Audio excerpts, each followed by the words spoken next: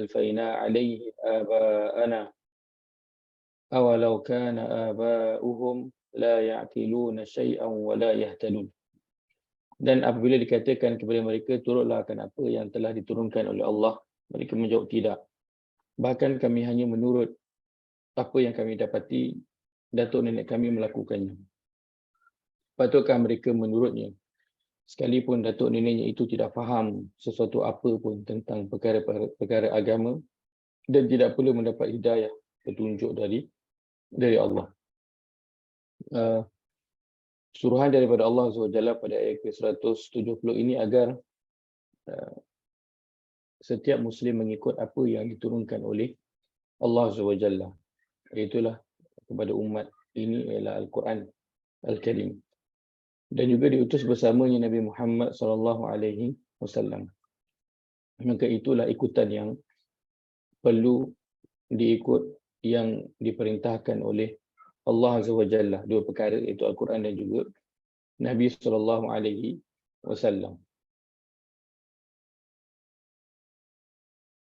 Akan tetapi perkara yang pada zahirnya kedengaran mudah, hanya mengikut, akan tetapi pada realitinya tetap akan ada cabaran.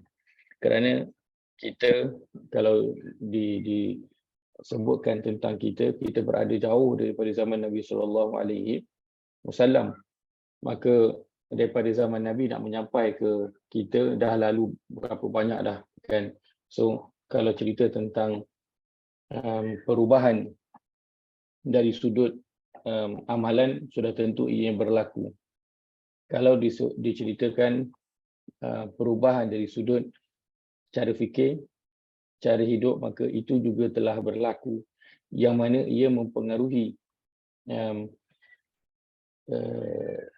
ikutan seseorang itu. Ia sangat mempengaruhi ikutan seseorang itu. Maka kita nak alignkan kembali dalam kehidupan kita, apa saja yang kita lakukan, ia perlu mengikut landasan Al-Quran dan juga Nabi SAW.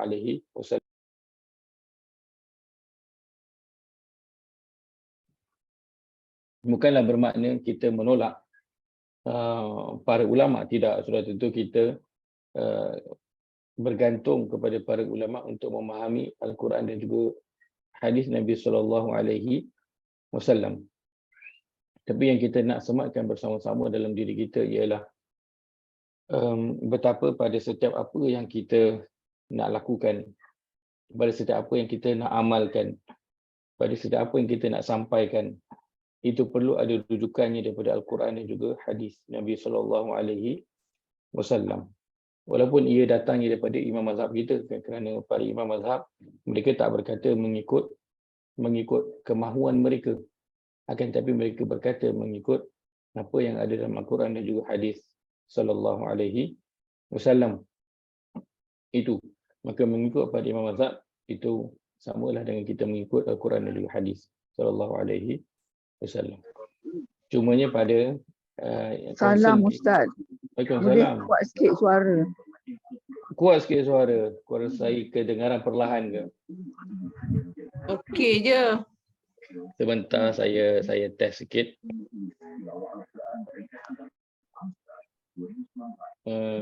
Sebentar. Kalau tengok saya bercakap, jangan cakap tau, sebab saya tengah test. Assalamualaikum.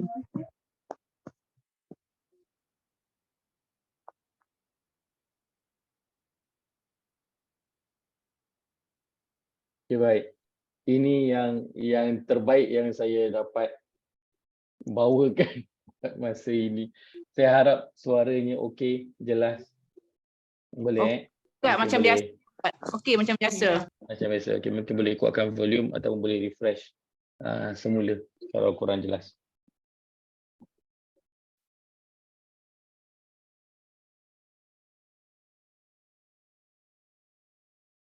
Baik. Saya menyebut sedikit tentang perkara ini kerana kebetulan kita berada pada hari Khamis malam Jumaat, dan sudah tentu Khamis malam Jumaat, selain daripada Al-Kahfi, yang kita ingat bersama adalah apa? Nak memperbanyakkan selawat ke atas Nabi sallallahu alaihi wasallam, kan. So bila cerita tentang selawat pada Nabi, maka dia terkait dengan Nabi. So bila terkait tentang Nabi, dan inilah perkara yang kalau katakan kita mungkin menunggu hari Jumaat untuk ingat pada Nabi, tapi kalau kita mengikut apa suruhan yang Allah perintahkan pada ayat ke-170 ini, maka kita akan mengingati Nabi sallallahu alaihi wasallam pada setiap hari. Kita tak akan lupa baginda sallallahu alaihi wasallam, kerana pada setiap apa kita nak buat, kita akan bertanya dulu macam mana Nabi, dan macam mana Nabi buat, kan, macam mana cara yang Al-Quran perintahkan kita untuk melakukan. Maka sebab itu syarat untuk seseorang itu memasuki agama Islam ialah dia mengucap dua kalimah syahadah. Asyhadu an la ilaha illallah. Aku bersaksi bahawa tiada Tuhan yang berhak diabdikan diri melainkan Allah. Wa asyhadu anna Muhammadan Rasulullah. Dan aku bersaksi bahawa Nabi Muhammad dia adalah pesuruh Allah. Maka digandingkan dua ini, Allah dan juga Rasul. Allah yang sampai kepada kita adalah Al-Quran, dan Rasulullah yang sampai kepada kita adalah hadis baginda sallallahu alaihi wasallam. Sebab itu Allah letakkan dia menjadi apa? Menjadi syarat utama untuk sesiapa yang nak memasuki agama Islam. Maka perihal mengikuti Al-Quran dan juga hadis, ini satu perkara yang sangat-sangat kita perlu beri perhatian bersama. Dan dengan Nabi SAW, mungkin kita sebutkan secara ringkas. Dengan Nabi SAW, minimum kita ambil apa yang Allah sebutkan dalam Al-Quran. 3 perkara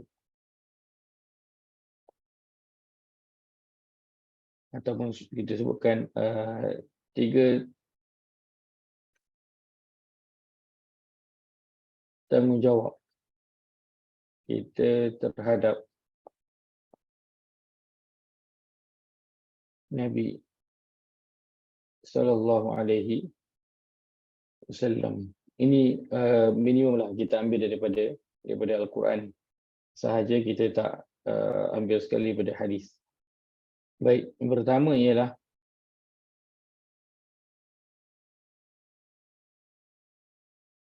beriman dan percaya dan membenarkan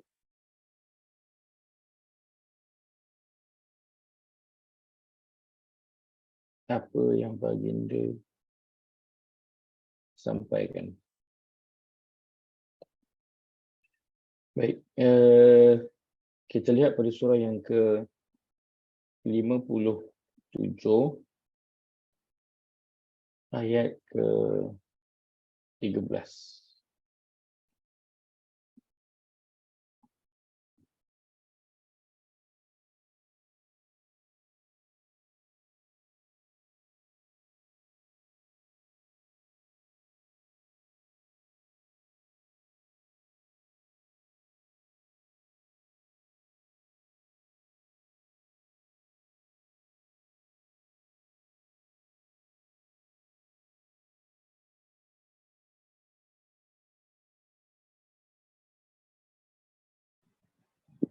Ustaz tu Ya. Buka ayat 13, ayat yang ke-28. Minta maaf. 28. Ayat 28.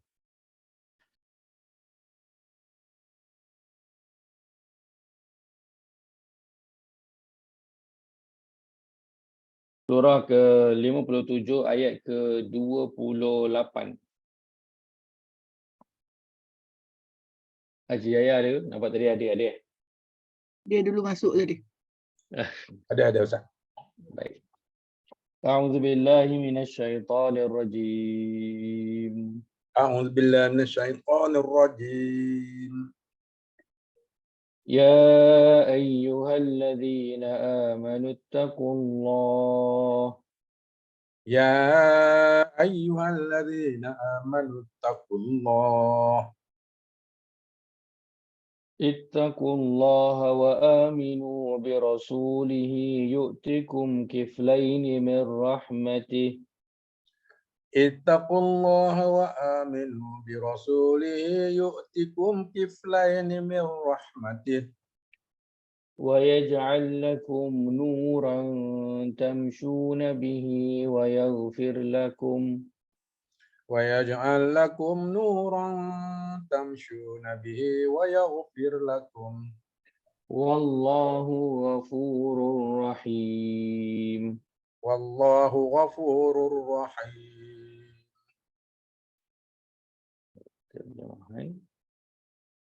Wahai orang-orang yang beriman, bertakwalah kamu kepada Allah dan tetaplah beriman kepada Rasulnya Muhammad, supaya Allah memberi kamu dua bahagian dari rahmatnya dan menjadikan bagi kamu cahaya untuk kamu berjalan dengannya pada hari kiamat kelak, serta diampunkan dosa kamu.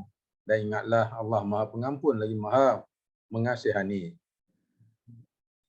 Yang pertama ialah kita beriman kepada Nabi SAW, percaya dan membenarkan apa yang baginda SAW bawa secara keseluruhan. Ini asasnya kenapa nanti ke depan kalau kita fokus pada surah Al-Baqarah, nanti ke depan akan ada perkara-perkara lain yang Allah akan perintahkan yang datangnya dari baginda SAW. Sebelum daripada ayat ini juga ada beberapa perintah dan larangan yang telah Allah bawakan. Maka ia bertitik tolak daripada keimanan kepada Allah Azza wa Jalla dan kepada Nabi SAW. Itu je. Kalau tak ada keimanan, percaya dan membenarkan apa yang dibawa oleh baginda SAW, maka itu yang menjadikan seorang itu Islamnya dari sudut amalannya itu akan jadi apa? Akan jadi goyang. Sebab apa? Sebab dia tak benar-benar percaya atau membenarkan keseluruhan yang dibawa oleh baginda SAW. Dan bertepatan nanti ke depan daripada ayat ini hanya selang beberapa ayat sahaja. Bukan ayat yang inilah, ayat yang sedang kita bincangkan surah Al-Baqarah pada ayat ke-178 nanti ada membincangkan antara perkara yang perlu dilakukan oleh seorang Muslim. Maka sama ada nak buat ataupun tidak, itu bergantung kepada iman dia kepada Allah dan kepada Nabi SAW. Maka iman yang akan menggerakkan seseorang. Sebab itu awalnya kena ada iman dulu kepada Nabi, iaitu kena percaya apa yang baginda sampaikan dan kena membenarkan apa yang baginda SAW bawa.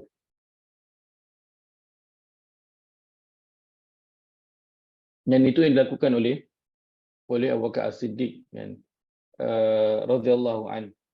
Apa je yang sampai daripada Nabi maka dia akan benarkan, ketika mana Quraisy Mekah meragui cerita baginda SAW bila baginda kata semalam aku pergi ke Al-Aqsa, Masjid Al-Aqsa.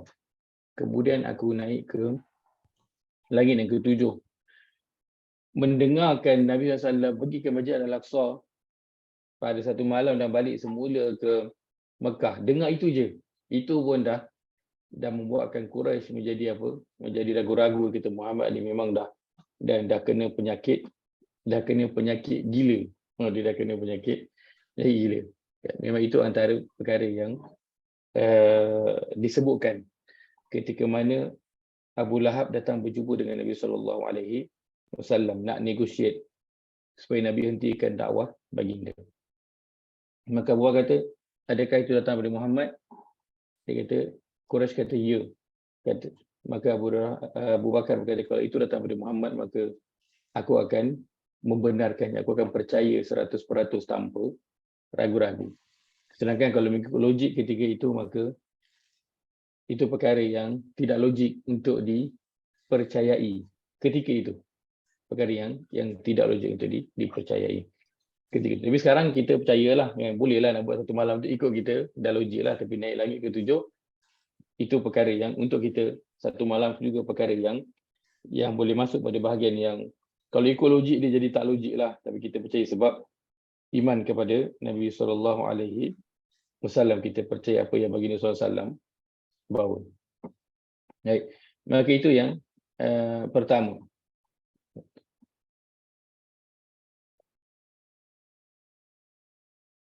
Beriman, percaya dan membenarkan apa yang baginda sampaikan.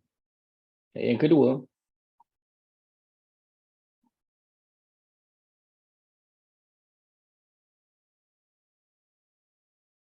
Tak 57, 28 Ustaz.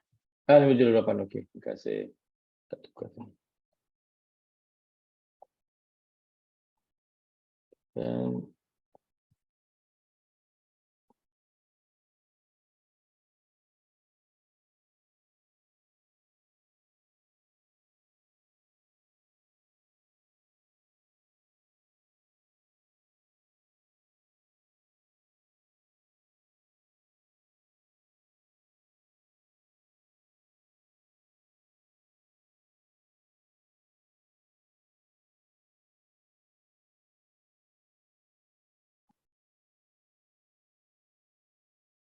baik.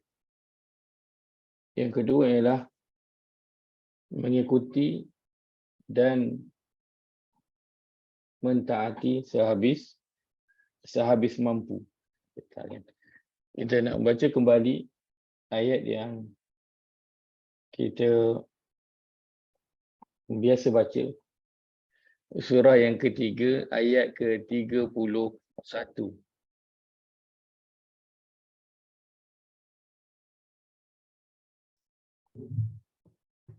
Pada muka surat 54. Surah Ali Imran, surah ketiga, ayat yang ke-31.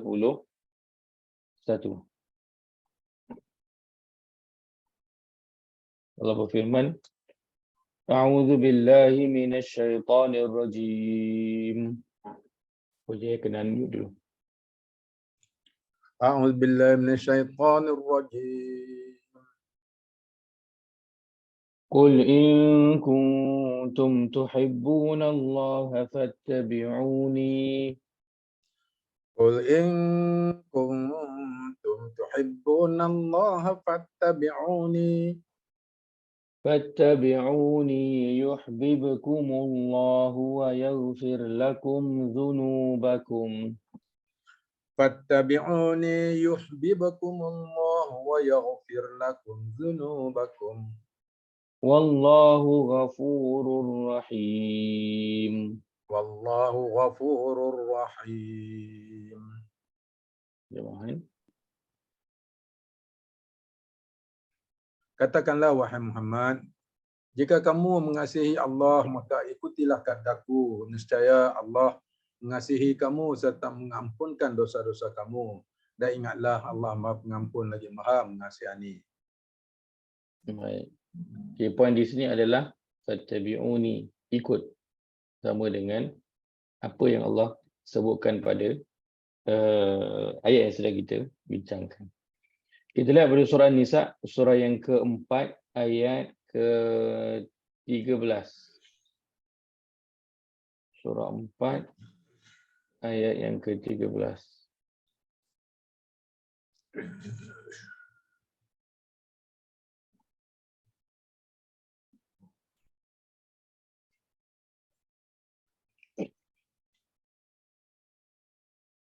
Pada muka surat 79, surah An-Nisa,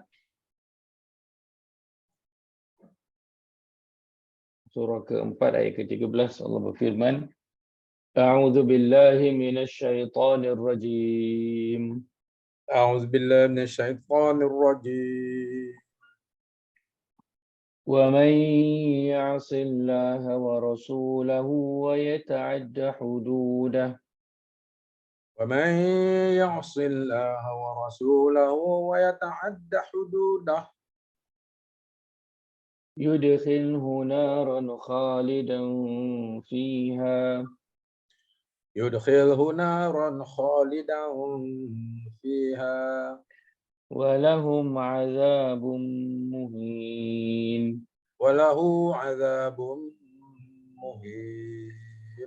sebentar. Kita baca ayat ke-13. Tapi baca ayat ke-14 pula. Minta maaf. Ayatnya ada kaitan. Kita baca ayat 13. So.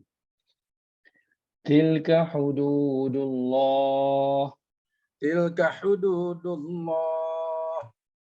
ومن يطع الله ورسوله يدخله جنات تجري من تحتها الأنهار ومن يطع الله ورسوله يدخله جنات تجري من تحتها الأنهار خالدين فيها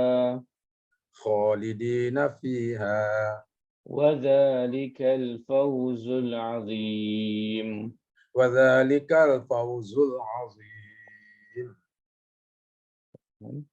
Segala hukum yang tersebut adalah batas-batas syariat Allah. Dan sesiapa yang taat kepada Allah dan Rasulnya akan dimasukkan oleh Allah ke dalam syurga yang mengalir di bawahnya beberapa sungai. Mereka kekal di dalamnya dan itulah kejayaan yang amat besar. Dan wa may yuti'illaha wa rasulah, dan barang siapa yang dia taat kepada Allah dan Rasulnya. Jadi Allah gandingkan dua, taat kepada Allah dan juga taat kepada Rasul. Taat kepada Allah saja dia tak lengkap, dia dilengkapkan dengan taat kepada Rasul. Kena dua-dua, tak boleh ada salah satu sahaja. Sama seperti nak ikut Quran saja tak boleh, dia kena ikut juga hadis Rasulullah SAW. Siapa yang taat kepada Allah dan juga taat kepada Rasul, maka Allah akan masukkan dia ke dalam syurga yang mengalir di bawahnya sungai dan dia kekal berada dalamnya. Itulah kejayaan yang amat besar. Maka perkara kedua mengikuti tadi fattabi'uni, kemudian yang kedua wa may yuti'illaha wa rasulah, taat kepada Allah dan juga Rasul. Baik. Semampu habis itu yang perlu kita lakukan dalam kita mengikuti dan mentaati apa yang datang daripada Nabi SAW secara keseluruhannya. Kita lihat pada surah yang ke-57 ayat surah yang ke-59 ayat yang ke-7.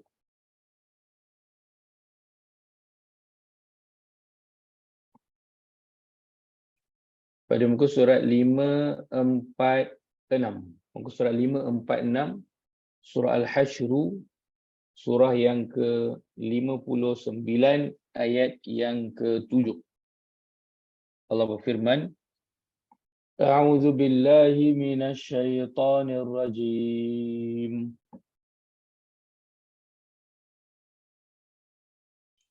Asyik mute aja. Kenapa? Sekarang dia auto mute. Saya pun kena mute. A'udzu billahi minasyaitonir rajim.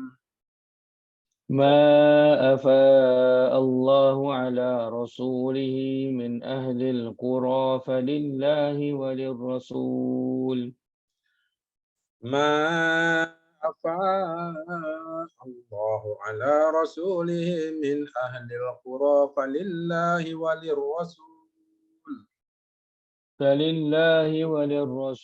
ولذي القربى واليتامى والمساكين وابن السبيل كي لا يكون دولة. فلله وللرسول ولذي القربى واليتامى والمساكين وابن السبيل كي لا يكون دولة بين الأغنياء منكم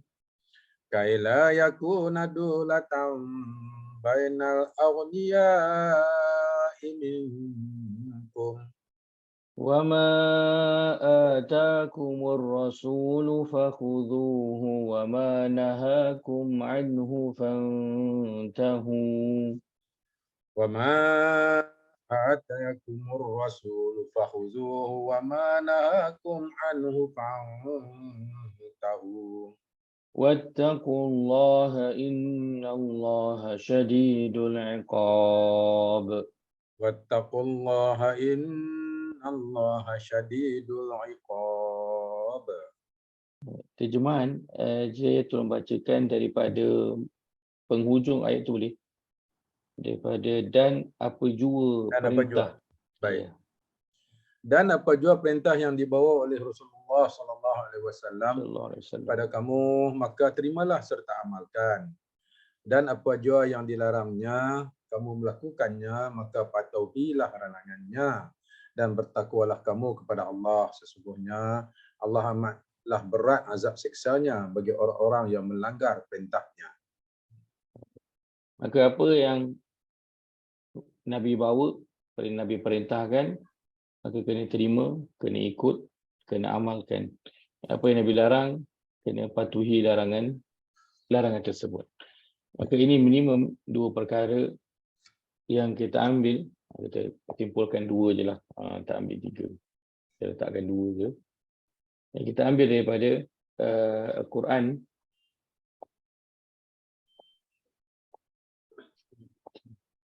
dua perkara yang kita ambil daripada Al-Quran berkaitan apa yang perlu kita lakukan terhadap Nabi sallallahu alaihi wasallam. Perkara mungkin yang kita semua pun dah ketahui, tetapi ingatan bersama yang kita nak ambil kerana ini adalah berkaitan dengan dua kalimah syahadat yang kita ucapkan, dan ia berkaitan dengan amalan-amalan nanti yang kita harap di sisi Allah kita akan menerima ganjaran yang baik, yang setimpal seperti yang telah kita lakukan. Kita tak nak nanti dia menjadi seperti debu-debu yang berterbangan. Maka Allah sebutkan di penghujung ayat ni, ada orang yang bila disuruh ikut Al-Quran dan juga disuruh ikut hadis, dia berpada dengan apa yang dah ada dalam masyarakat dia. Dia berpada dengan apa yang telah diamalkan.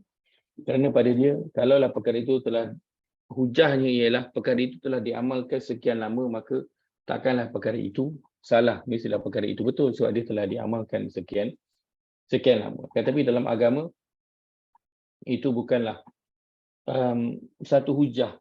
Itu bukanlah satu hujah. Ia menjadi hujah kepada orang yang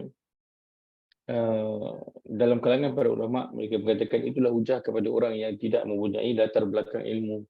Maka itulah yang disebutkan. Tetapi orang yang mempunyai latar belakang ilmu, maka dia akan berhujah dengan ada rujukan daripada Al-Quran dan juga hadis Nabi sallallahu alaihi wasallam.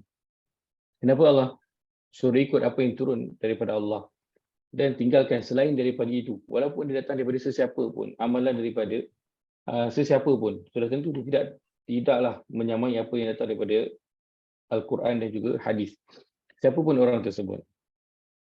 Kenapa? Kerana ada dua perkara yang Allah sebutkan dalam ayat ini. Allah sebutkan yang pertama, patutkah mereka menurutnya sekalipun datuk nenek tidak faham, la ya'qiluna syai'a, tak faham apa pun tentang perkara agama dan tak pula mendapat petunjuk hidayah.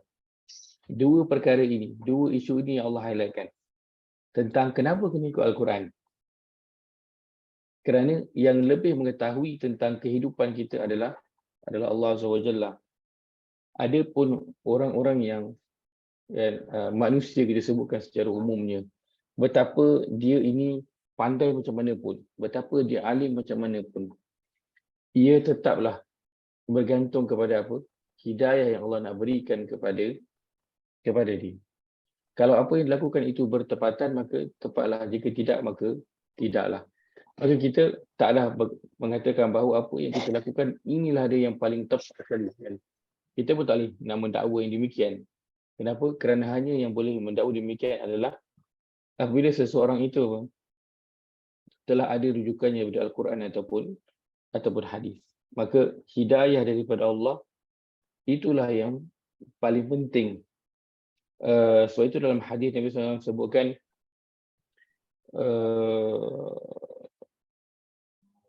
Allahumma salli Muhammad, fa inna khaira kalami kalamullah. Sesungguhnya perkataan yang terbaik adalah perkataan Allah.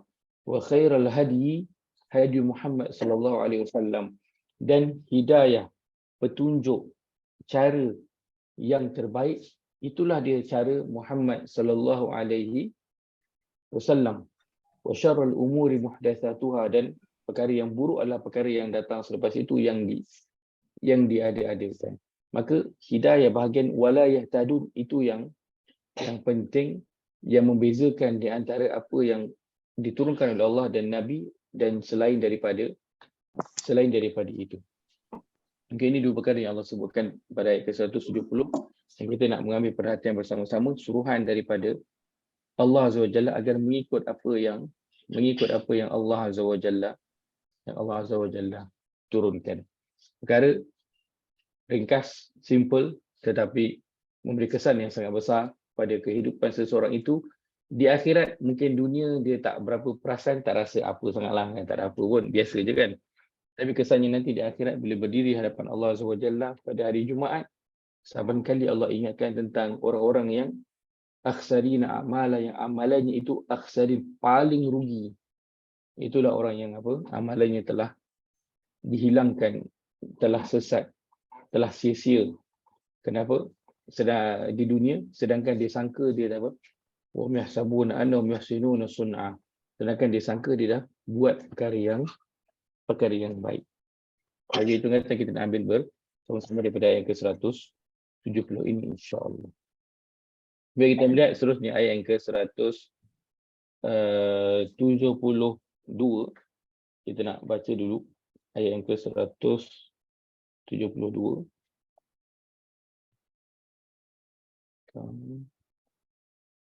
Baik.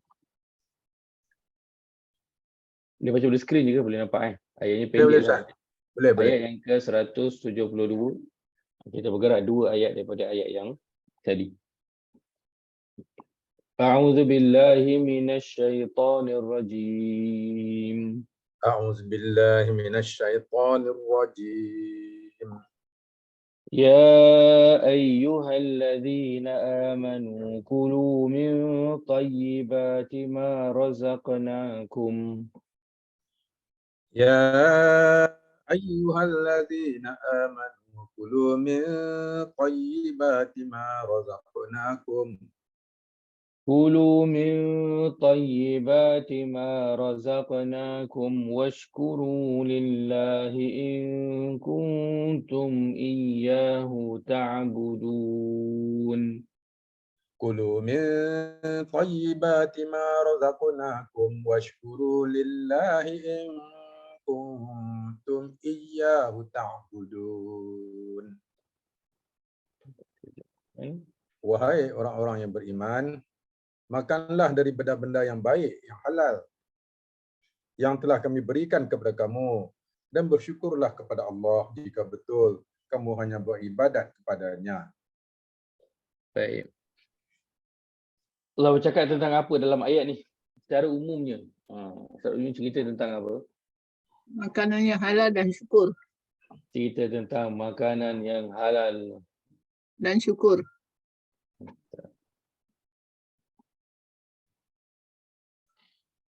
Sembah dia lah kot. Sembah Allah balik lah. Yang halal dan syukur. Baik. Kemudian sembahlah dia. Baik. Ada lagi?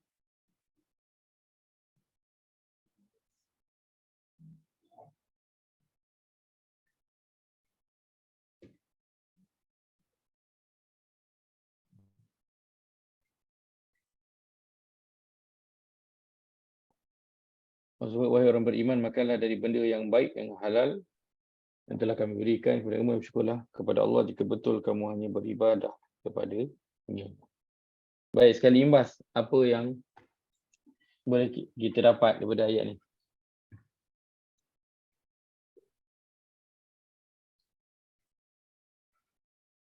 Makanlah halal, bersyukur, sembahlah dia. Dua perkara kita dapat. Ada lagi ke? Jangan syirik kepada Allah.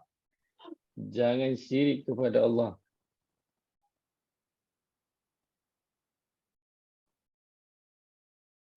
Menarik. Apa yang menariknya? Hanya Menarik. tu, Ustaz. Ya? Hanya tu. Hanya tu. Huruf Iyahu. hanya. Baik, insya-Allah. Jangan syirik kepada Allah. Ada lagi? InsyaAllah.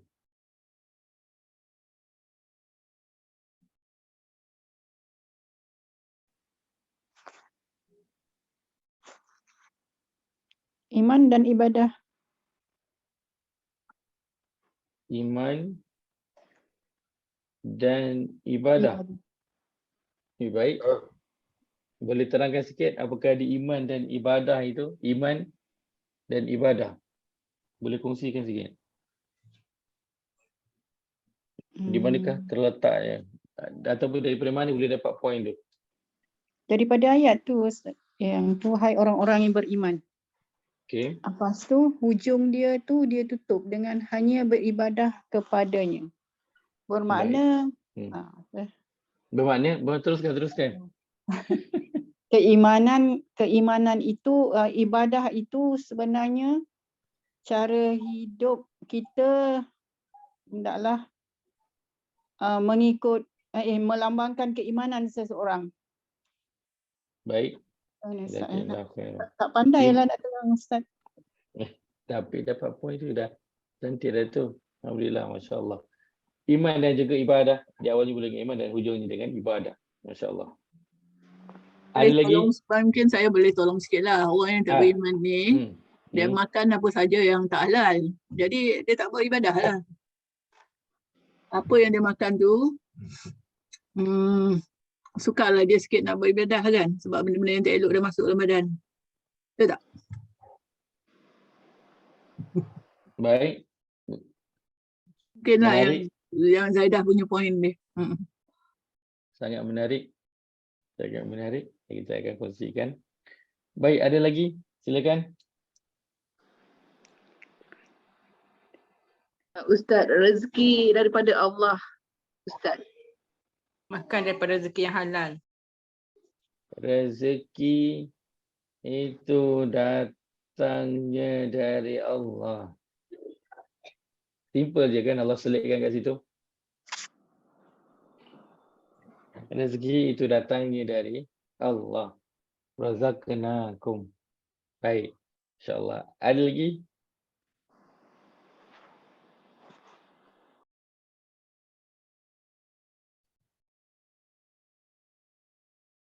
Ni tak adalah dia termasuk yang apa nak diimpak. Ya. Termasuk tak yang rezeki tu nak diimpakkan sebahagiannya? Tak ada.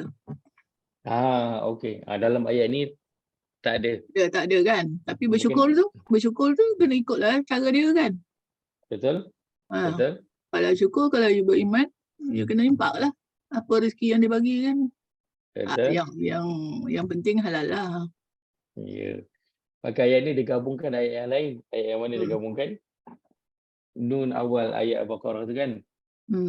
Alladzina yu'minuna bil ghaibi wa yuqimuna shalah wa mimma razaqnahum yunfiqun. Dan sebahagian daripada apa yang kami rezekikan kepada mereka, mereka infakkan. So sebahagian je Allah suruh infak, sebahagian lagi nak buat apa? Sebahagian lagi Allah suruh gunakanlah untuk makan. Spend untuk makan. InsyaAllah. Baik, ada lagi? Ilmu Ustaz boleh tak masuk? Ilmu masuk, macam mana dia boleh masuk kat situ? Kita guna akal yang Allah kurniakan kepada kita tu untuk makan makanan yang baik-baik. Macam tu boleh tak Ustaz? Okey. Boleh? Boleh. Kena rujuk Al-Quran dan hadis kalau nak tahu makanan yang halal. Itu maksud dia tak rozimah. Betul, kena ada ilmu lah. Baik.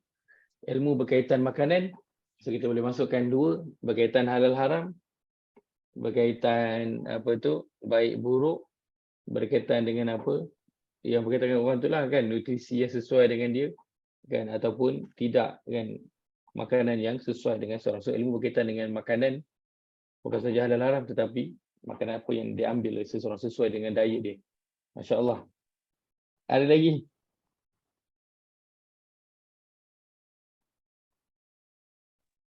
Baik, 6. Minimum. Kita cerita tentang ayat ni, zahir ni tentang makan. Zahir ni tentang makan. Tetapi kita ada poin yang kedua tentang sembahlah Allah. Kita ada poin ketiga tentang jangan syirik. Ini tengah cerita tentang makan, tiba-tiba keluar tentang syirik. Masuk ke tak masuk sebenarnya? Tengah cerita tentang makan, tiba-tiba masuk pasal syirik pula ni. Masuk ke tak masuk? Syirik itu macam dah benda yang jauh besar. Tengah cerita pasal makan je. Masuk Ustaz, Allah yang beri rezeki Ustaz. Betul, masuk. So ada tentang syirik, ada tentang iman dan juga ibadah. Poin 2, 3, 4. Tak Syirik sebut ni, tentang makan. syirik sebut ni tentang- kadang ada orang bagi dia makanan. So dia ingat orang tu lah yang memberi rezeki dia. Padahal dia tak tahu yang di belakang orang tu adalah Allah kan. Betul. Mungkin lah situ. Macam tu lah kot. Maka betapa kalau kita tengok surah Al-Baqarah, surah Makkiyah. Surah Makkiyah ayatnya tentang apa? Cerita tentang apa? Hukum hakam. Cerita hukum hakam. Cerita tentang akidah, cerita tentang tauhid. Nak mengukuhkan dulu iman kepada Allah SWT. So dalam cerita tentang makan pun, Allah selitkan tentang apa? Tentang jangan pandang makan itu perkara yang simple. Ia boleh menjadi bentuk ketaatan kepada Allah. Ia boleh menjadi bentuk kesyirikan kepada Allah. Maksiatan Betul. juga. Betapa? Benda simple je makan, mau soru je kan. Tapi itu perkara yang besar bagi orang-orang yang beriman. Baik. Jazakumullah khairan. Daripada 6 ayat ni pun, 6 poin ini pun telah memberi kepada kita satu perspektif yang Masya Allah betapa agama ini setiap sudutnya dia akan memberi perhatian, dan antara aspek yang agama beri perhatian adalah tentang makanan. Kita ada lalu tak ayat tentang makan sebelum ni?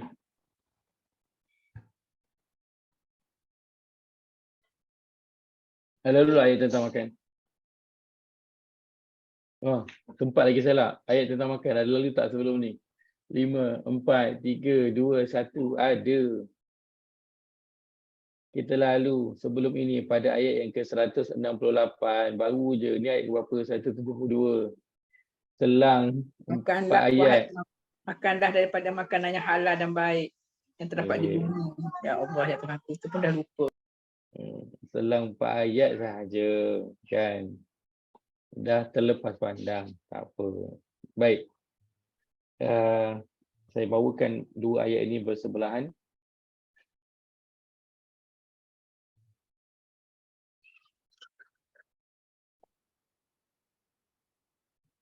Supaya kita boleh okey, dah nampak sikit perbincangan kita.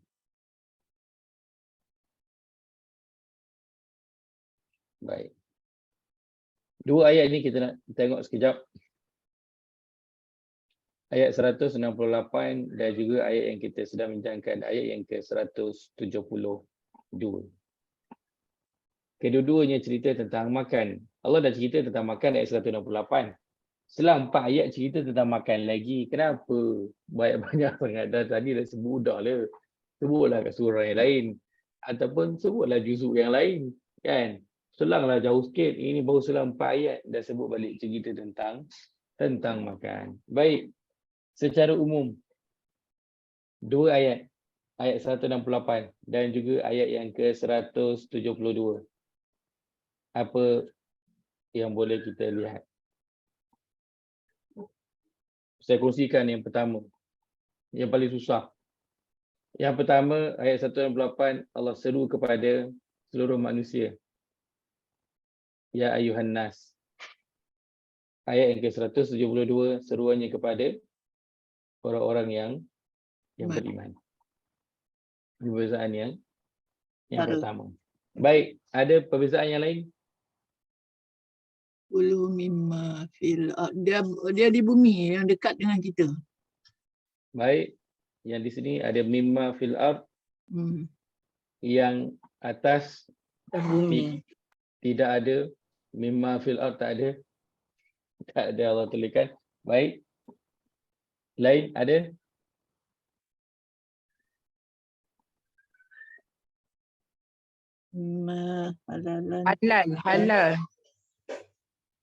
Halal. Syaitan lah. Dia ada syaitan tu kan. Ikut langkah-langkah syaitan. Baik. Yang ni ada pertama ayat 108 ada halalan. Yang ni tak ada halalan. Tapi ni dia larang. Dia larang jangan kita makan yang tak halal kerana mengikut jejak langkah syaitan lah kan. Baik. Yang belakang tu dia ada ingatan jangan ikut langkah syaitan, yang di atas tidak ada. Sebab syaitan tu musuh yang nyata. Ini perbezaan secara umumnya dua ayat ni lah. Yang zahir yang kita nampak. Ya. Baik, seruan yang pertama ayat 168, Allah seru kepada seluruh umat manusia agar makanlah apa je yang ada di bumi. Yang halal dan juga yang baik. Dan jangan ikut langkah-langkah syaitan. Dan ayat 172 Allah dah khususkan penceritaannya kepada ya ayyuhallazina amanu. Baik, umumnya apa yang boleh kita lihat antaranya ialah sebelum tadi ayat 172 ni tadi kan kita lalu ayat 170. Kita lalu ayat 170. Ayat 170 tadi tentang apa? Wa idza qila lahum, ikut Nabi dan Rasul. Ikut apa yang Allah telah turunkan. Nabi dan Al-Quran. Nabi dan Allah. Ikut Allah, Al-Quran dan juga Nabi SAW. Lepas pada ayat dua ayat itu Allah cerita tentang seruan kepada orang yang beriman. Maka seolah-olah nak beritahu Allah seru manusia secara keseluruhannya, umum. Tak ada orang yang terlepas daripada seruan Allah SWT. Agar beriman kepada Allah. Agar mengabdikan diri hanya kepada Allah. Setiap manusia akan sampai seruan itu kepada mereka. Cuma selepas daripada seruan itu sampai, manusia akan jadi ada berapa? Akan jadi ada dua golongan.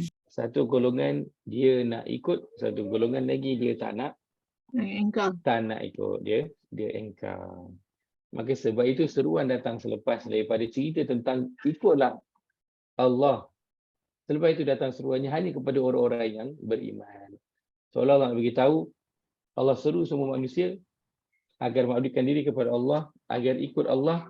Tetapi dalam nak mengikut Allah, ada orang yang dia tunduk ikut apa yang Allah perintahkan dan ada orang yang dia engkar, dia tak nak ikut apa yang Allah perintahkan. Baik. Dan itu berlaku pada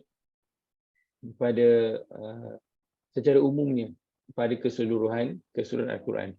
Sebab itu seruan yang pertama dulu, ayat suruhan yang pertama yang kita belajar dulu adalah tentang apa? Seruan yang pertama, perkataan ya ayyuha dalam Al-Quran. Perkataan ya ayyuha. Janganlah kamu melakukan kerosakan ke Ustaz? Tak, maaf, yang guna ya ayyuha.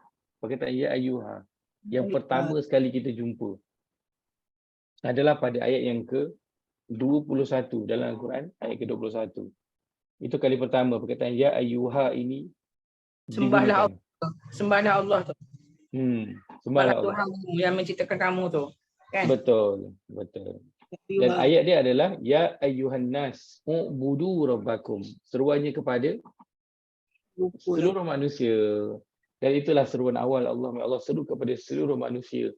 Tak kira dia itu siapa, dia itu orang yang jahat banyak ke, jahat sikit ke, orang yang dia zalim teruk ke, orang yang dia gangster ke, tak gangster ke, seruan semua ni akan sampai kepada mereka. Dan inilah perkara yang setiap manusia akan dapat. Itu hak mereka. Hak setiap manusia adalah untuk mendapat seruan daripada Allah SWT. Dakwah itu sampai kepada mereka. Itu hak setiap orang. Siapa pun mereka, di mana pun mereka berada.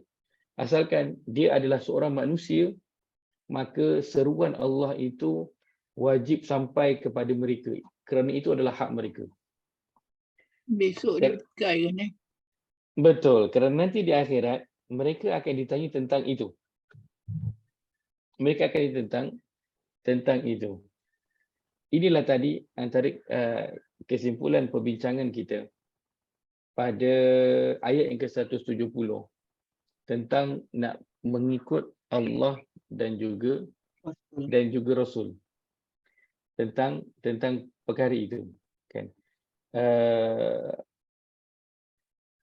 Allah sebutkan pada surah yang kita lihat pada surah yang ke-26.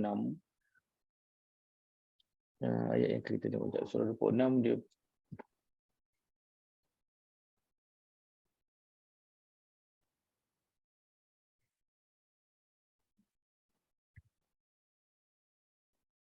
Ayat berapa Ustaz?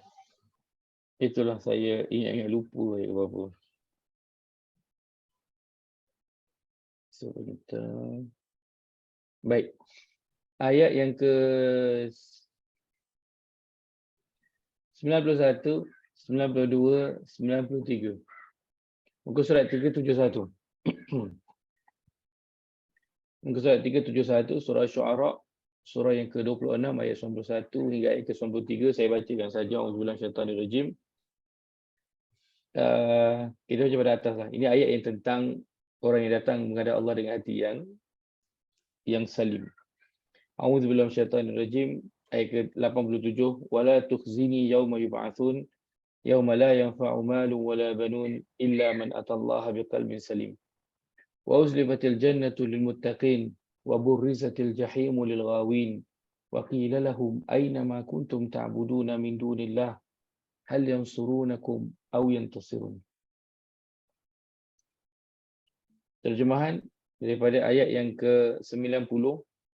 Dan pada hari itu didekatkan syurga bagi orang-orang yang bertakwa dan diperlihatkan neraka jelas nyata kepada orang-orang yang sesat, serta dikatakan kepada mereka, mana dia benda-benda yang kamu sembah dahulu selain daripada Allah? Dapatkah mereka menolong kamu atau menolong dirimu sendiri? Baik.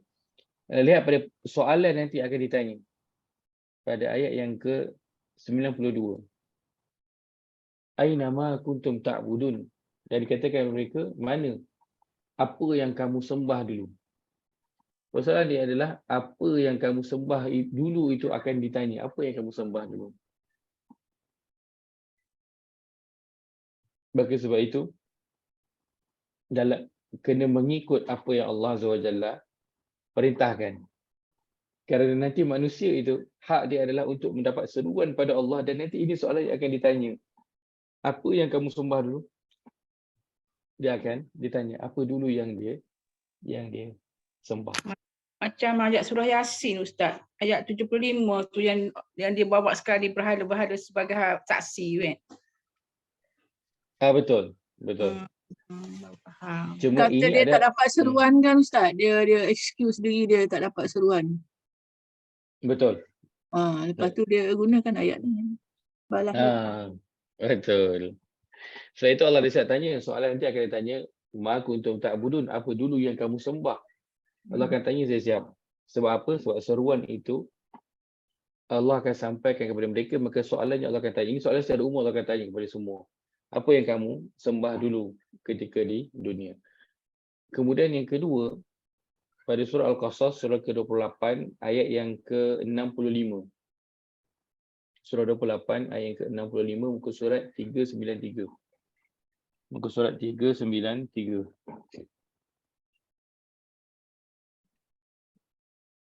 Surah Al-Qasas. Saya baca saja. A'udzubillahi minasyaitanirrajim. Wa yauma yunadihim fayaqulu madza ajabtumul mursalin.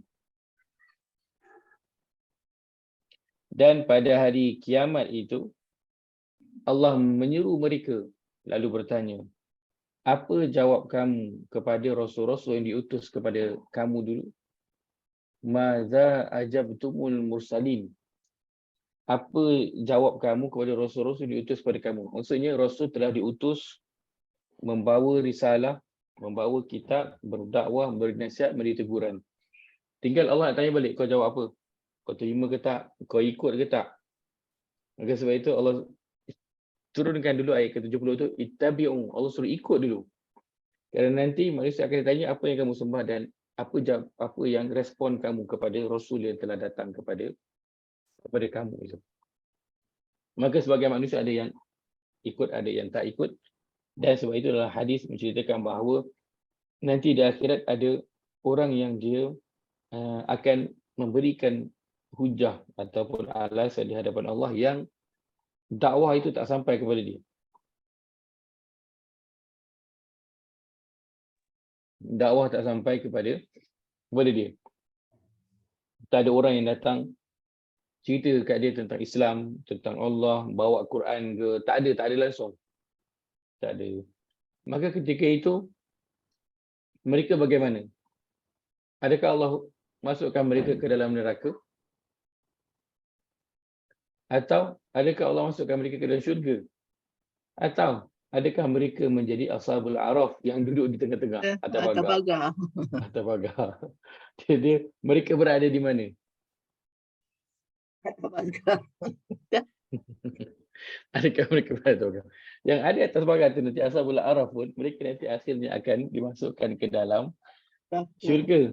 So jadi nak masuk dah kat mana? Maka nanti ada sekumpulan manusia yang hujah mereka ialah tak sampai kepada kami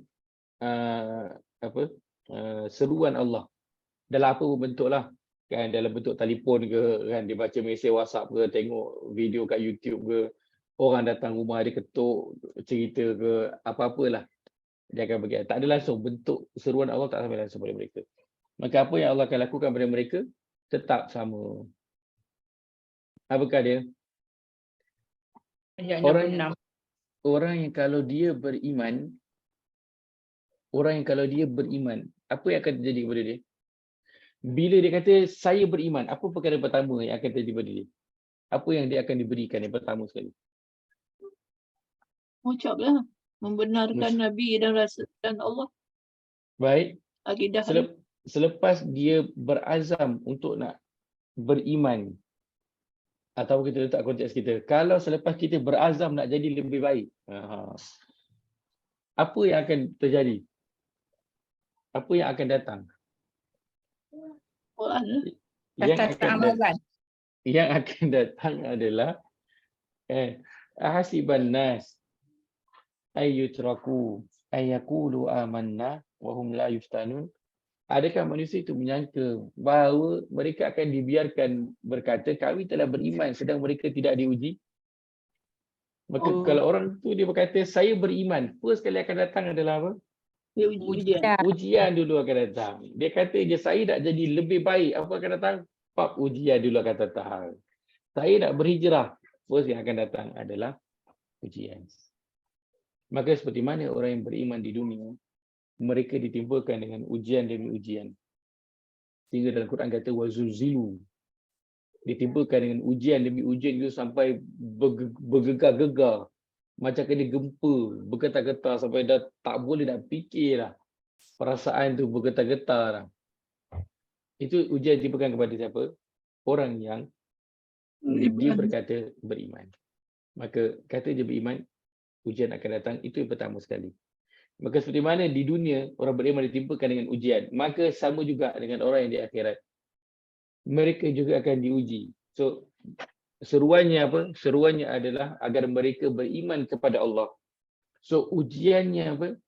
Ujiannya ialah Allah akan bagi on the spot ketika itu, Allah akan perintahkan kepada mereka, Allah kata masuklah ke sini. Dan Allah tunjukkan ke mana? Ke arah neraka. Dan di sebelah satu lagi adanya syurga. Maka Allah perintahkan masuklah ke sini. Allah sebutkan kepada mereka itu. Allah suruh mereka masuk ke dalam neraka. Dan sesiapa yang mengikut suruhan Allah masuk ke dalam neraka, maka neraka itu akan berubah menjadi syurga. Dan siapa yang ingkar, dia tak nak masuk, maka itulah dia orang-orang yang ingkar dengan perintah Allah Azza wa Jalla. Satu je dia punya ujian. Senanglah macam tu Ustaz, ujian dia nak terjun dalam neraka, time tu tengok api neraka dengan dia punya bunyi taghayyuzan tu. Kan dalam surah Al-Mulk sebut kan, dengar dia punya bunyi pada jauh dah, bunyi dia bergegar-gegar dan dia tak sabar. Macam bunyi orang yang marah. Mau je nak terjun dalam tu. Memang tak ada, tengok pun dah takut. Bunyi macam simple je ujian tu kan. Tetapi realiti dia bukan satu perkara yang mudah. Maka Allah sebutkan, kalau kita tengok kepada ceritanya, ringkasnya ialah Allah seru dulu kepada semua manusia kerana itu adalah hak manusia keseluruhannya. Kemudian Allah seru mereka agar beriman kepada Allah, ikut apa yang Allah perintahkan. Dan dari situlah akan terpecahnya manusia, ada yang terima, ada yang tidak. Maka selepas itu datangnya seruhan khusus kepada orang-orang yang beriman sahaja. Baik.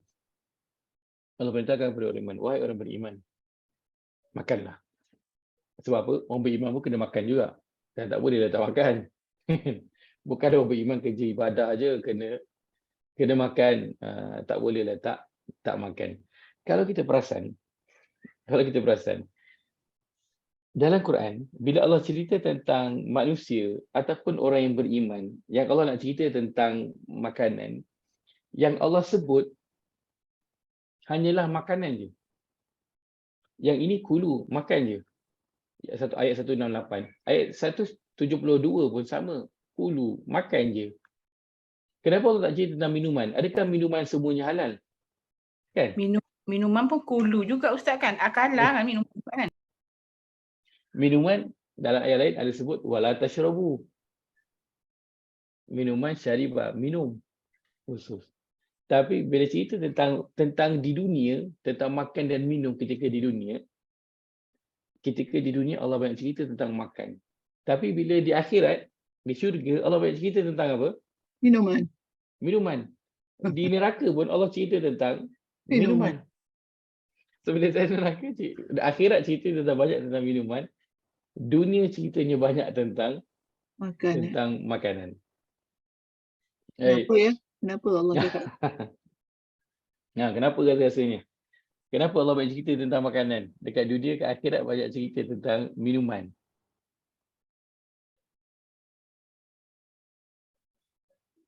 Minuman ni arak aja yang memudaratkan kan? Yang lain tak juga. Betul tak? Di dunia secara umumnya yang pertama yang memudaratkan arak, itu yang memudaratkan. Jenis-jenis dia lah. Dan jenis-jenis dia yang memabukkan, yang memeningkan. Baik, kenapa? Makanan macam-macam ada di bumi ni. Kadang ular, biawak semua dia orang nak makan. Kelia. Kura-kura pun dia orang makan. Kerana makanan di dunia itu menjadi satu isu utama. Kita telah sebutkan bila kita bincang tentang ayat 168, ia hanya bukan cerita tentang makanan, tetapi ia cerita tentang bagaimana makanan itu diperolehi. Kalau orang cerita tentang, kan orang keluar kerja orang kata nak cari sesuap makan. Orang tak cerita nak cari seteguk minuman. Kenapa? Kerana seteguk minuman itu perkara ala kecil je. So kau tak buat kerja banyak lah kan. Kerja kecil je lah sebab dapat seteguk minuman. Bukan mahal pun. Dia tidak semahal makanan.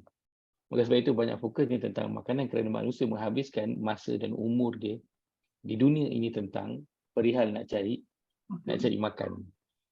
So Allah fokus banyak tentang makan kerana bila situ kita banyak spend masa, maka ia akan memberi kesan kepada kehidupan seseorang di dunia dan nanti dia akan bagi kesan kepada seseorang nanti di akhirat.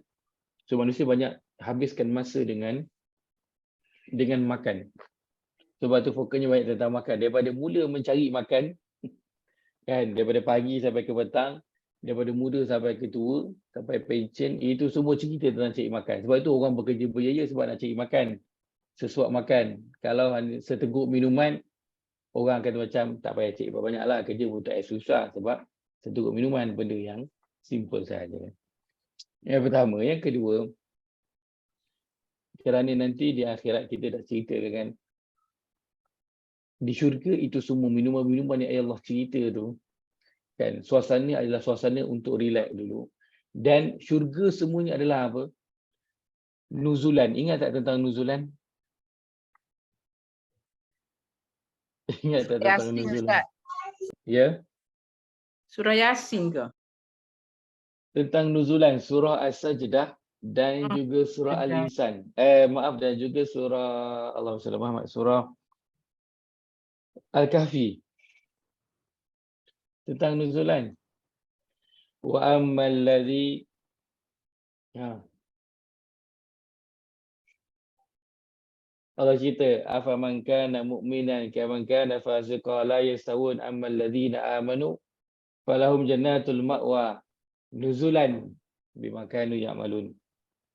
Dalam surah Al-Kahfi, innal ladzina amanu wa 'amilus solihat kanat lahum jannatul firdausi nuzulan.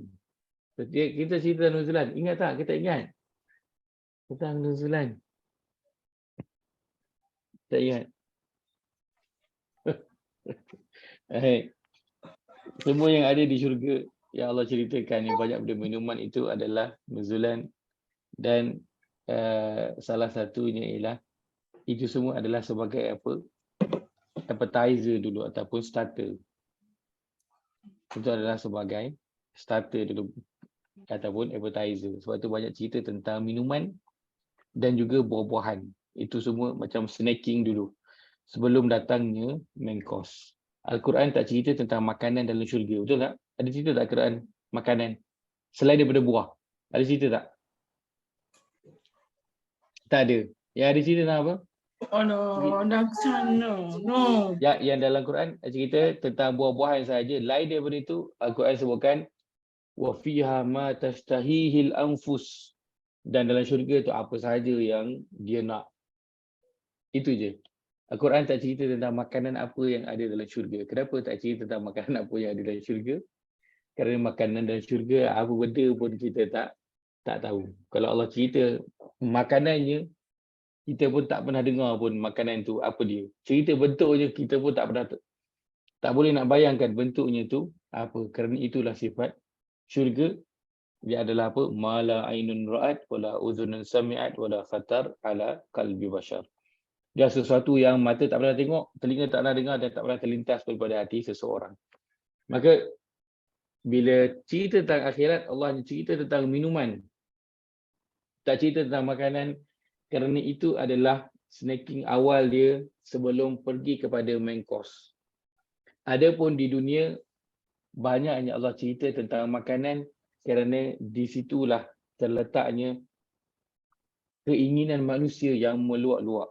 Dia banyaknya kepada makanan. Itu banyak fokus di dunia ini ceritanya tentang makan, dan dalam perihal makanan serta mencari makan, ini memberi kesan kepada kehidupan akhirat. Seseorang ceritanya tak habis di dunia sahaja, maka sebab itu Allah beri perhatian tentang makan dan perihal mencari makan. Kesannya adalah baik. Allah kata pada ayat ke-170, Kulu min tayyibat, makanlah daripada apa yang baik, benda-benda yang baik. Dalam terjemahan sebutkan benda-benda yang baik. Yang halal ada sebut tak? Tak ada. Yang 168 ada sebut tentang halal. Kenapa ayat 168 sebut tentang halal, ayat 170 tak sebut tentang halal?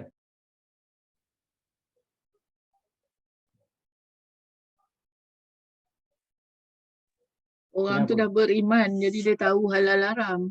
Dah halal haram, betul Ustaz. Masya Allah. Agak Kerana orang tu dah orang yang beriman. Seorang Betul, beriman, dia kena makan apa? yang halal. Memang yang halal. Tak ada pilihan lain dah. Tu ayah tak, tu Allah tak cerita lagi dah pasal halal. Tu Allah tak cerita. Dia sudah dimaklumi. Tak perlu cerita dah. Tak perlu. Sebab tu Allah tak sebut halalan. Sebab orang beriman, sasar memang kena makan halal. Tak ada. Dia tak ada pilihan nak makan yang haram ke, yang syubha ke, tak ada. Satu je pilihan dia, kena makan yang halal. Sebab tu ayat 172 tak sebut dah tentang halalan, sebab dia sedang cerita tentang orang yang beriman, dan orang yang beriman dia memang akan cari yang halal sahaja. Yang pertama.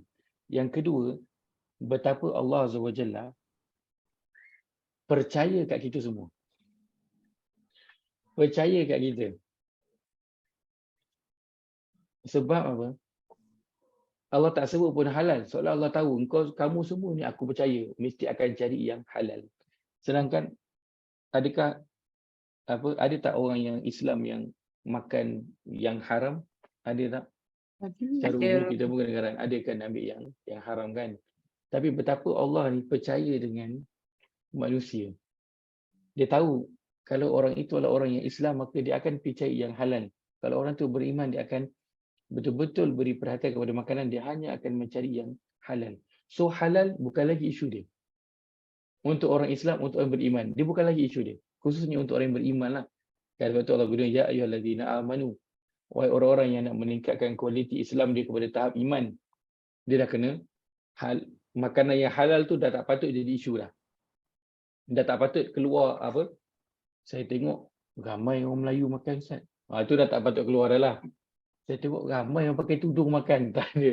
Itu dah tak menjadi alasan dah kepada orang yang dia nak meningkatkan tahap keimanan. Dia akan pastikan betul tak halal, baru dia makan. Dan nak memastikan betul ke tak halal, tak perlulah kita sampai tahap masuk ke dapur dia lah. Kan kita gunalah setakat apa pihak autoriti yang ada. So kita percaya kepada tahap yang pihak yang berautoriti itu. Tapi kalau kita rasa macam walaupun halal takut halal dia ragu-ragu ke, lebih baik untuk tinggalkan. Baik. Maka ini antara perkara yang Allah nak kita ambil, iaitulah sentiasalah bersangka baik dengan orang dan percaya untuk berikan tanggungjawab kepada orang tersebut. Kadang-kadang kita antaranya lah kan dengan anak-anak, kita ada rasa kurang percaya kepada mereka kan. Rasa dia orang ni antaranya lah kan, kecil lagi, tak mampu nak buat. Kadang ya ke tak tu dia buat tu kan.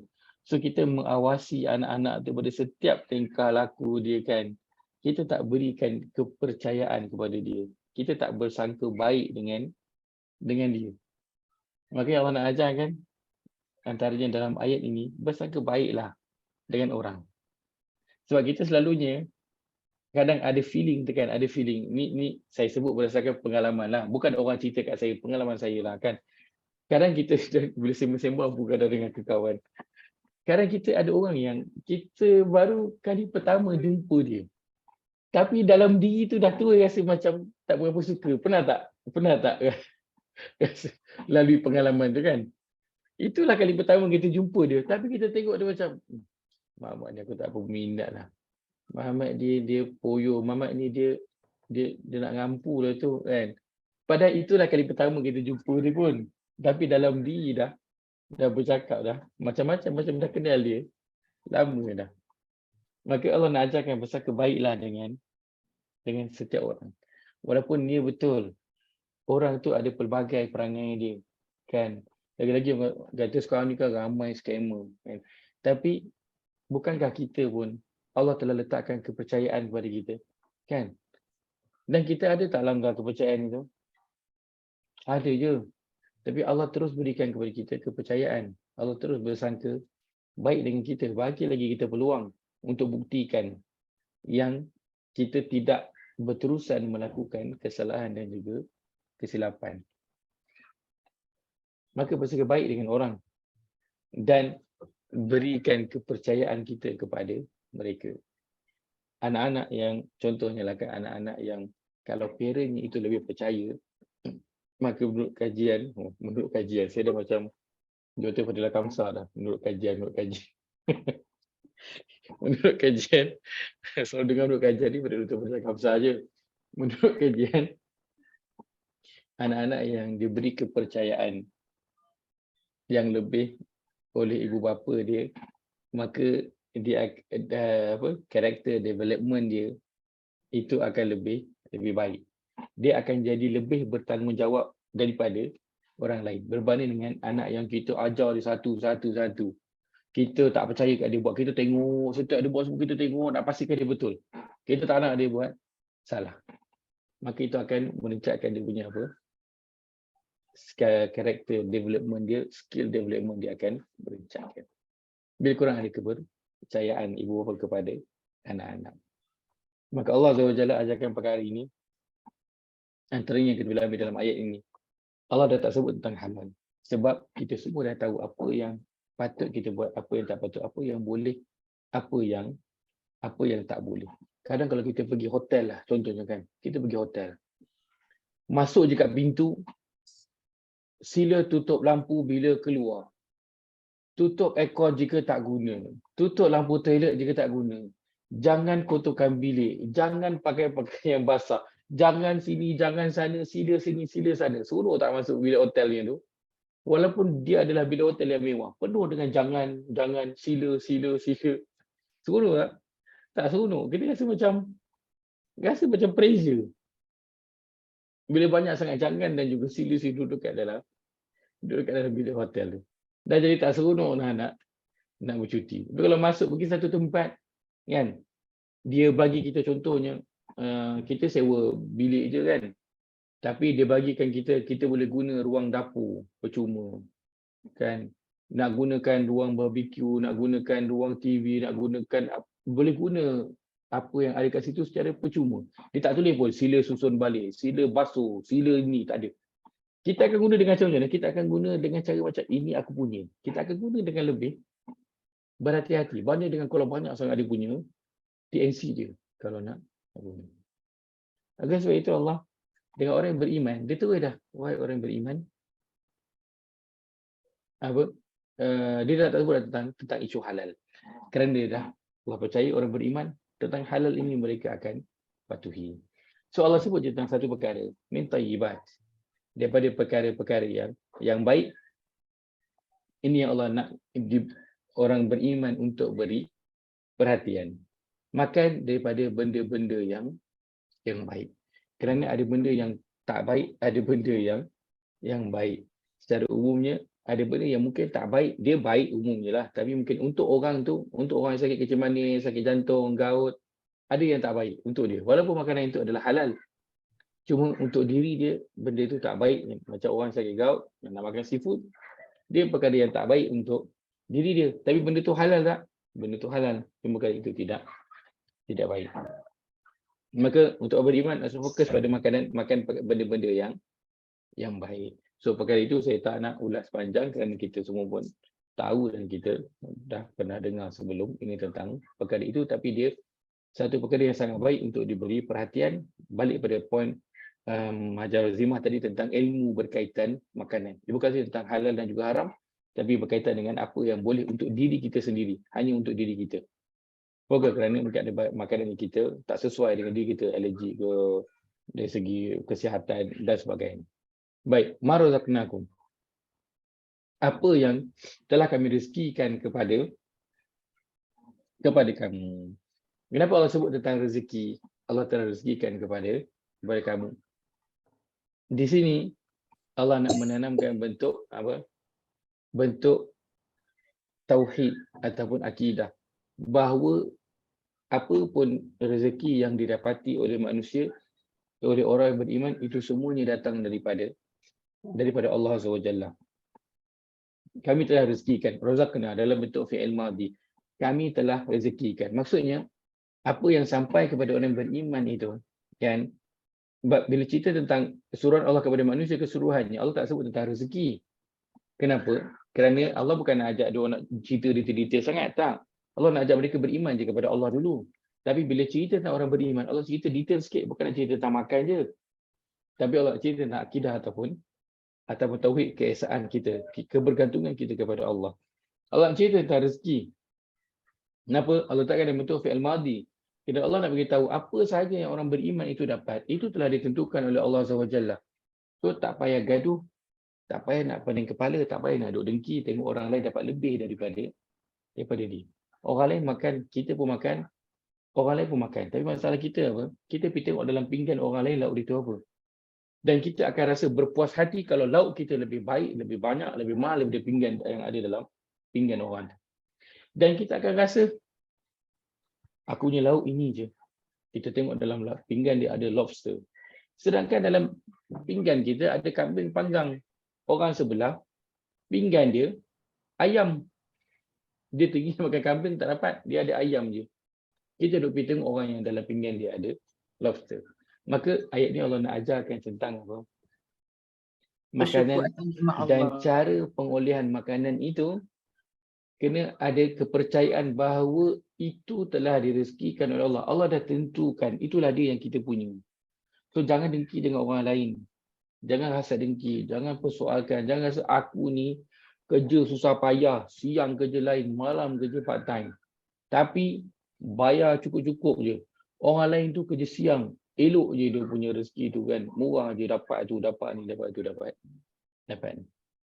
Maka Ustaz, Allah, ya saya. tanya sikit dia dalam bentuk madhi tu sebabnya masa di alam ruh dia dah tentukan ke maksud dia tu yang dia sebut, dia Ustaz sebut baik yang madhi tu. Betul. Hmm. Kerana bila dah sampai alam Jadi roh kita itu, kena terima lah apa yang direzekikan kepada kita kan. betul. Dah Kena terima ditetapkan, ke semua. Dah ditetapkan ke semuanya. So Allah kata tak suruh kita makanan, Allah nak masukkan bentuk keimanan kepada Allah. Kena percaya apa je yang ada, makanan yang dah dapat tu dalam pinggan tu, itulah dia rezeki Allah dah bagi kepada kita. Apa yang ada dalam kehidupan kita sekarang ni yang kita ada, inilah yang telah direzekikan oleh kita. Kerana kalau tidak, dia akan membuka pintu kepada apa? Kalau dululah kan aku ni macam ni, mesti aku tak macam ni. Kan? Dia akan buka kepada macam-macam perkara. Maka Allah nak ajarkan dalam benda yang simple, ma razaqnakum, apa yang kami telah rezekikan kepada kamu, agar apa? Nak menunjukkan kepada agar manusia itu betul-betul percaya kepada Allah SWT atas apa yang dia dapat, itu Allah dah bagi. So dia kena percayalah. Itu Allah yang bagi, taklah and apa dia tak dengki dengan orang yang lain. Itu yang pertama. Yang kedua, rezeki yang dia dapati itu Allah sebutkan razaqna, kami yang telah berikan. Allah nak mengajarkan kepada manusia, dia kena ingat apa yang dia ada hari ini. Jangan diingat itu adalah kerana usaha dia. Allah nak betulkan perkara itu dalam diri orang yang beriman. Jangan rasa apa yang dia dapat hari ini, rezeki hari ini, kedudukan dia hari ini, itu sebab usaha dia daripada dulu, belajar sungguh-sungguh, kerja sungguh-sungguh, dapatlah dia apa yang dia ada hari ini. Tak. Allah kata, razaqnakum. Kami yang telah rezekikan, kami telah berikan kepada kamu. Maka dalam ayat ini bukan cerita tentang makan saja. Allah masukkan di sini tentang keimanan kepada Allah Azza wa Jalla. Razaqnakum, satu perkataan. Simple saja. Tetapi dia perkara yang Allah nak masukkan dalam diri. Kerana kadang-kadang perkara yang serius, bila bincang serius dia tak masuk. Kadang-kadang perkara yang serius ni bila diselit-selitkan, kadang-kadang cakap dalam gurau, kadang bercakap dalam sembang-sembang, dia lebih masuk ke dalam diri orang. Betul. Itu yang antara yang Allah sebutkan dalam ma razaqnakum. Allah sebut kepada orang beriman. Orang beriman tak tahu ke rezeki itu Allah bagi? Dah tahu dah. Tapi bukan itu yang Allah nak halalkan. Allah nak ingatkan kembali tentang apa. Dan ingat apa yang dah dapat itu engkau punya, jangan dengki. Dan apa yang kau dapat kau kena ingat bukan atas usaha engkau, itu memang aku dah tentukan, itulah dia apa yang engkau akan dapat. Wallahu ta'ala alam, saya nak minta berhenti di situ pada malam ini. Dah 10.30, memang patut kita berhenti 10.30 lah kan, tapi sebab ayat itu tak habis, cuma saya nak minta berhenti awal sikit kerana ada sedikit tugasan dan sikit kekangan. Saya punya bateri dah tinggal berapa persen, saya takut memang tak dan habis pun perbincangan kita sebelum bateri ni habis dan tak saya berada di tempat yang elektriknya itu. Tanya sikit Ustaz. Ya saya. Ustaz dakwah tu kat mana, baru balik dah? Kawasan itu, yang kawasan saya pergi itu qadarullah, dia berada di kawasan yang berbukit-bukit. So sebab mungkin dia berada kawasan berbukit-bukit itu, so itu yang jadikan line itu dia kurang baik. Line itu kurang baik. Selalunya tak ada line, tapi kalau ada line pun, kalau kata dalam handphone pun dia E pun 1 bar je, so memang tak cukup lah.